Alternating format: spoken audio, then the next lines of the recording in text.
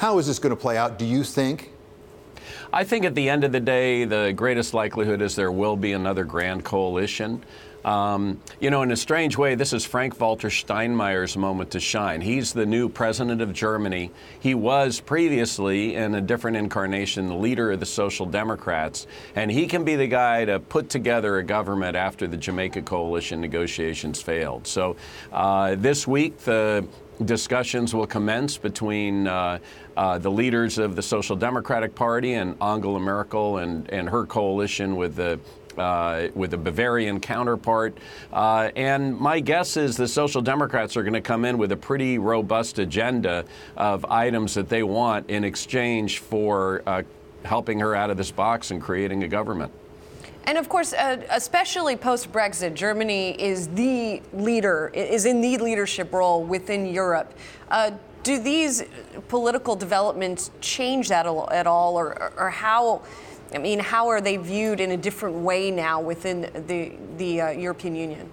Well, and there's no question that Angela Merkel is somewhat weakened politically for having to just go through this process and do this. But my sense is, yes, it's a distraction. Most of the issues that are complicating the negotiations are domestic in nature for Germany. They have nothing to do with Brexit, for instance.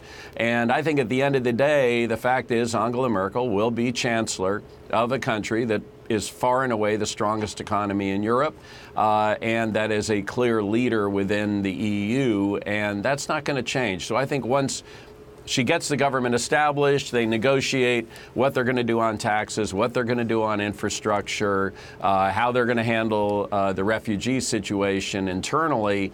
Once those issues are behind her, which they will be when there is a coalition negotiation, then she will still be the chancellor of a very strong and consequential country within Europe. John, as a practical matter, she's going to have to give up something to the Social Democrats.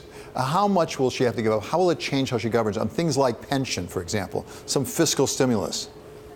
Well, it depends on what's the most important thing to them. Don't forget, last time, she only needed 4 seats to get a majority, but she went into this grand coalition negotiation, which got her a lot more than 4. She gave up on the minimum wage. There were a number of issues that they came out with. Clearly, they've stated that the pension, increasing pensions is a big piece of it. They've long wanted to spend more money on infrastructure and on education. Candidly, that's not necessarily bad. I mean, for Germany to take some of that surplus that it enjoys and invest in an infrastructure growth and development could actually be good for the Eurozone economy, particularly when you think about the southern tier and all the jobs that could create. The trickier one is going to be health care.